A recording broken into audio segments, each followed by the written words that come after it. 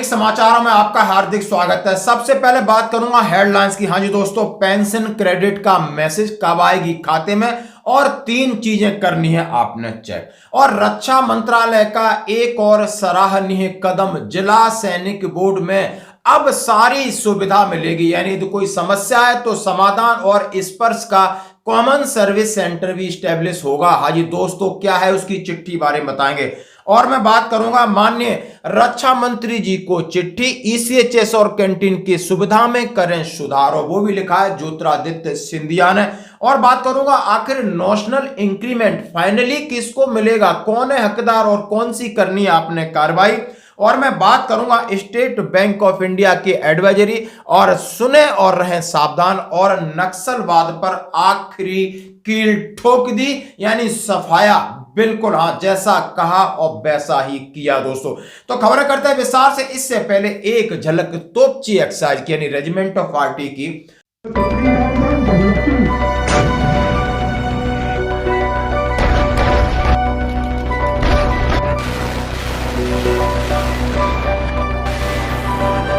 School of arty Deolali में एक तोपची exercise होती है, और आप देख सकते हो, यानी हमारे आर्टिलरी की एक्यूरेसी, यानी फायरिंग एक्यूरेसी। यहां पर आप समझ सकते हो जो आपके फायरिंग इक्विपमेंट है, आपकी गन्स हैं, रॉकेट हैं, मिसाइल्स हैं, सबका एक बार नजारा देखिए। ये हमारे काफी दिल से टच में है। तो दोस्तों मैं आपको दिखाना चाहता हूं। अब खबरें करता हूं विस्तार से। यानी पेंशन क्रेडिट रात को कल लगभग 10:30 से 11 बजे सभी हमारे पेंशनर्स और जितनी वीरांगना है, फैमिली पेंशन है, उनके फैमिली पेंशन के मैसेज इस पर से आपको रिसीव हो गए होंगे।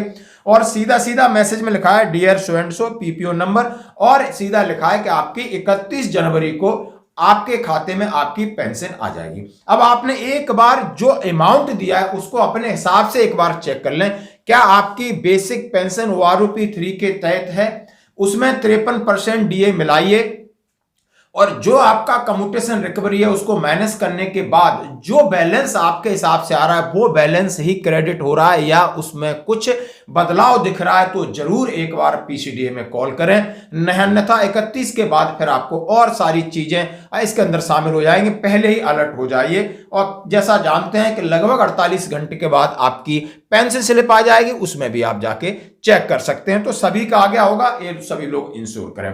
अब बढ़ते हैं एक जबरदस्त खबर, अच्छी खबर, और जिसकी जरूरत है। क्यों ना जरूरत हो, जब हम रिटायरमेंट के बाद आते हैं तो हम जाते हैं सीधा जिला सैनिक बोर्ड, और जिला सैनिक बोर्ड का जो चैनल होता है, जो इंडिविजुअल वहां जाते हैं, उसके ऊपर राज्य सैनिक बोर्ड जो स्टेट के अंदर है, और उसके ऊपर होता है केंद्रीय सैनिक बोर्ड जो रक्षा मंत्रालय के अंदर होता है। तो केंद्रीय सैनिक बोर्ड ने दिशा निर्देश दिए हैं कि कोई भी पेंशनर हैं या विडोस हैं, उनकी सारी समस्याएं जिला सैनिक बोर्ड तो करता है, लेकिन उनके लिए स्पर्श वो सिर्फ अब राय दे देता था या कन्वेंशनल चिट्ठी भेज देता था। अब वहां पर सीएससी यानी हेल्प सेंटर भी होंगे। स्पर्श की कोई भी ग्रेवियंस है, किसी प्रकार की समस्या है, पेंशन संबंधी, डीए संबंधी, एरियर संबंधी किसी प्रकार की समस्या है, उसका निदान अब उनकी जिम्मेदारी है। और ये चिट्ठी है, आप रख सकते हो। क्यों रख सकते हो? क्योंकि आप जैसे ही जाओगे ये कुछ न कुछ बहानेबाजी जरूर बना। 9 जनवरी 2025 का लेटर, भारत सरकार, रक्षा मंत्रालय, केंद्रीय सैनिक बोर्ड, पश्चिम ब्लॉक 4, आर.के. पुरम, और लिखा है सचिव और निर्देशक जितने आरएसबी हैं और डीएसडब्ल्यू हैं, यानी सभी राज्य के राज्य सैनिक बोर्ड और जिला सैनिक बोर्ड के लिए है। उन्होंने लिखा है विषय आरएसबी जेएसबी निर्देशालयों में सामान्य सेवा केंद्रों की स्थापना। मुझे आपको यह बताने का निर्देश दिया गया है कि रक्षा मंत्रालय पुनर्वास महानिर्देशालय डीजीआर के माध्यम से देश भर में सभी आरएसबी और जेएसबी निर्देशालयों में कॉमन सर्विस सेंटर स्थापित करने की पहल कर रहे हैं। इस पहल का उद्देश्य स्पर्श पोर्टल के माध्यम से पेंशन से संबंधित सेवाओं के सहित विभिन्न सरकारी ई सेवाओं, योजनाओं तथा भूतपूर्व सैनिकों की पहुंच को सुगम बनाना। इससे उन्हें विभिन्न सरकारी कार्यालयों के कई चक्कर कोई आवश्यकता न पड़े। सीएससी का संचालन भूतपूर्व सैनिकों द्वारा किया जाएगा जिन्होंने डीजीआर के माध्यम से विशेष प्रशिक्षण प्राप्त किया है, जिससे हमारे वेटरन्स को रोजगार के अवसर भी मिलेंगे। इच्छुक भूतपूर्व सैनिक डीजीआर वेबसाइट पर दिए गए वेब लिंक के माध्यम के लिए पंजीकरण कर सकते हैं। यहां तक का मतलब आप समझ चुके होंगे कि यानी जो कॉमन सर्विस सेंटर लगाए जाएंगे वो डीजीआर की पहले, और पुनर्वास भी उसमें होगा, सारी समस्या होंगी, कहीं आपको अलग अलग जगह चक्कर काटने की जरूरत नहीं है। अब इसके लिए उन्होंने कहा है कि डीजीआर उन्हें ट्रेंड करेगा, भूतपूर्व सैनिक ही होंगे। अब इनकी जो वेबसाइट दी उस पर लिंक करके आप अपना पंजीयन कर सकते हो, वहां पर जा सकते हो, यानी www.dgrindia.gov.in पर जाकर के आप पंजीकरण कराइए।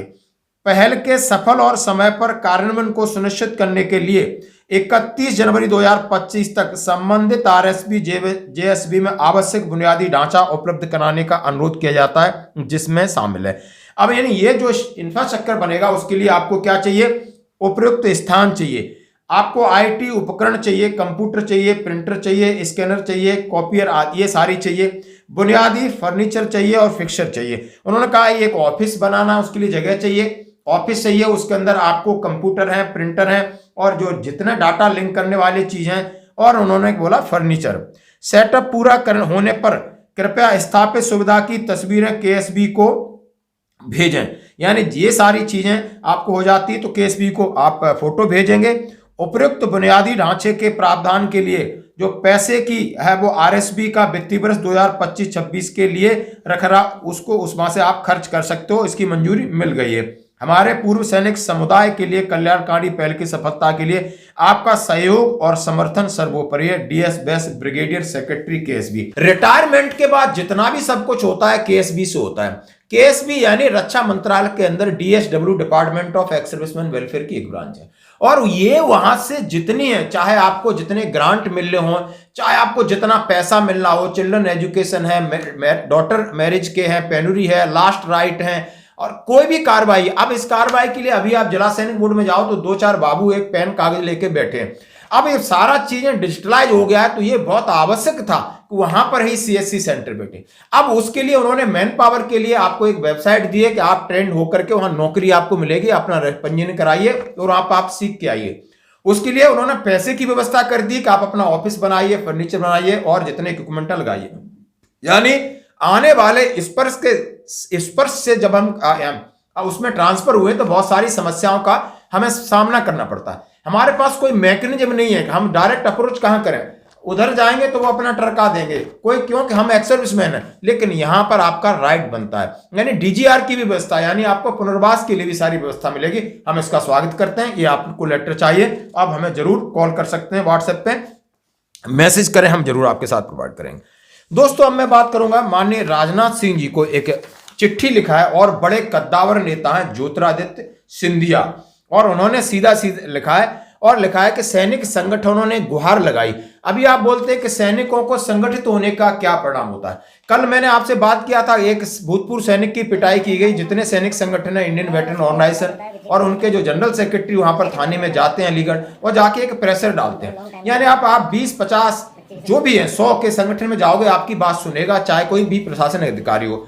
इसी कड़ी के तहत इंडियन वेटरन ऑर्गेनाइजेशन की शिवपुरी की एक शाखा है, उसके अध्यक्ष हैं चंद्र प्रकाश शर्मा।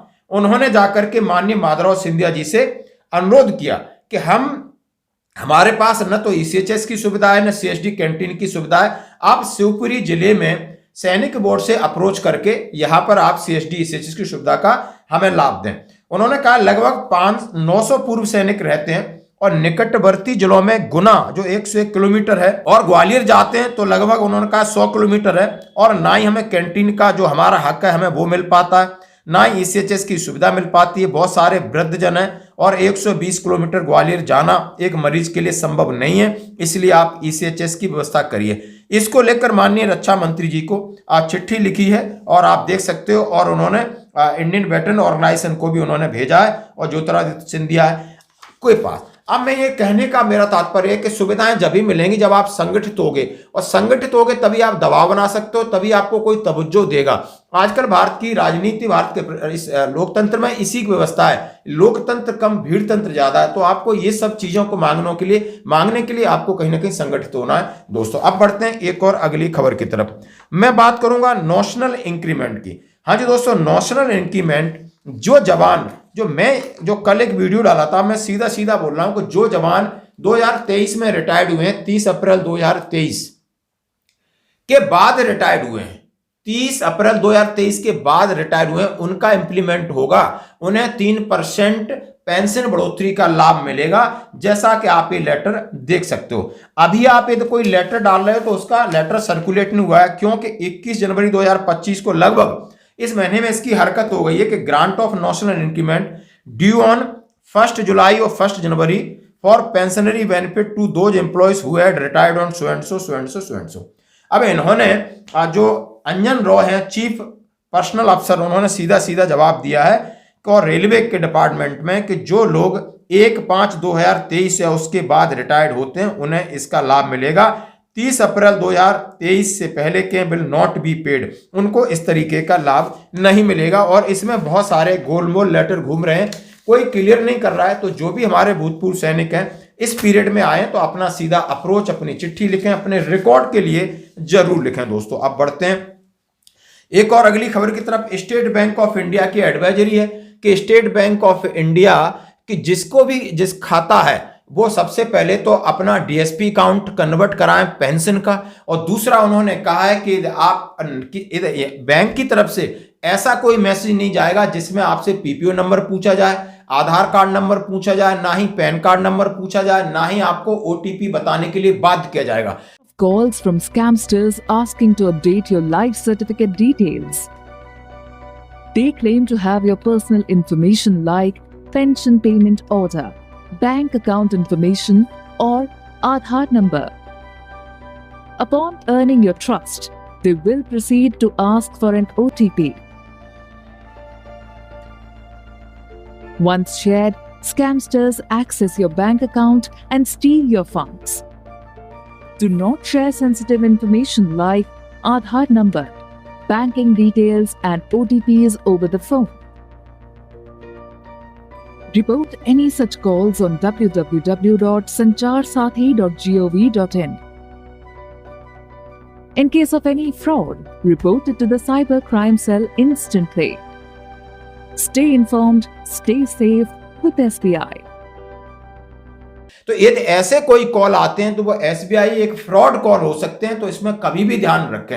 यदि आपको कोई इस तरह की संबंध है आपकी पे पेंशन संबंधी, तो आपको शाखा में आना पड़ेगा और वहीं बात करनी पड़ेगी, क्योंकि शाखा और एसबीआई इस तरीके के सवाल नहीं पूछती, नहीं आप किसी न किसी गलत लोगों के झांसे में आकर के अपना पैसा दे बैठोगे। तो इसके लिए भी सावधान रहना। और दोस्तों नक्सलवाद पर अंतिम कील ठोकी। हाँ जी दोस्तों, अभी आप वीडियो ये देख रहे हैं, वहां पर नक्सलवाद के ट्रेनिंग सेंटर बने हैं, वहां पर उनके स्मारक बने। इस बार माननीय गृह मंत्री अमित शाह जी ने बहुत बड़ा स्टेप लिया है और सीआरपीएफ को खुली छूट दी है। बोला जैसे भी हो आप खत्म करो। आपने देखा होगा लगभग 50 से 60 नक्सलवादियों का सफाया कर दिया गया, उनके जो इंफ्रास्ट्रक्चर बने उनको तोड़ा जा रहा है, यानी आखिरी कील ठोकी जा रही है। यानी कहा है मार्च एंडिंग 2026 तक नक्सलवाद एक शब्द रहेगा। कोई भी इस तरीके का एंटी सोशल एलिमेंट्स हैं उनको सबको खत्म कर दिया जाएगा। ये बहुत जरूरी। दोस्तों आज की खबरों में इतना ही, बने रहिए हमारे साथ।